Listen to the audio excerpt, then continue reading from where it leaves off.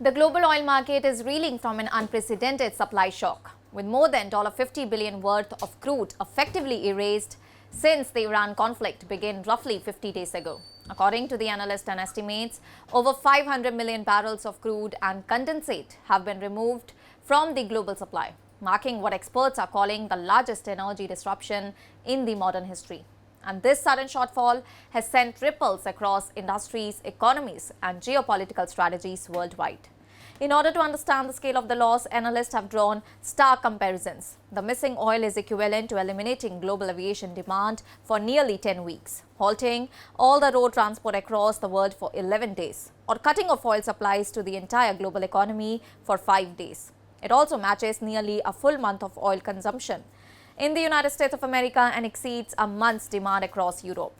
And in practical terms, this volume could power the entire international shipping industry for 4 months or sustain the fuel needs of the US military for around 6 years. Well, the crisis has been heavily concentrated in the Gulf region, where Arab nations collectively lost around 8 million barrels per day of production in March alone. And this figure nearly matches the combined output of energy giants ExxonMobil and Chevron. And at the same time, jet fuel exports from major producers, including Saudi Arabia, Qatar, the UAE, Kuwait, Bahrain and Oman, have dropped sharply, falling from 19.6 million barrels in February to just 4.1 million barrels across March and April. And the scale of that loss is striking, representing enough fuel to power around 20,000 round-trip flights between New York's JFK Airport and London Heathrow.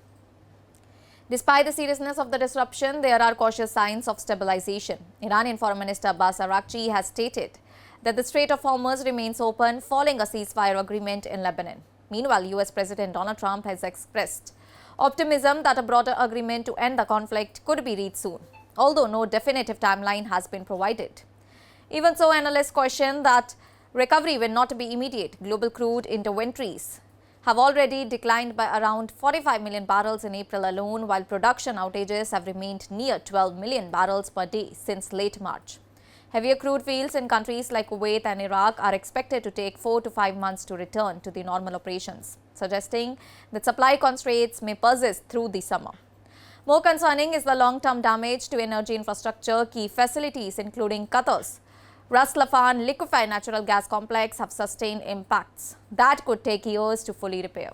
And as a result, the consequences of this crisis are expected to extend far beyond the immediate conflict, reshaping global energy markets, influencing oil prices, and altering geopolitical dynamics for months, if not years to come.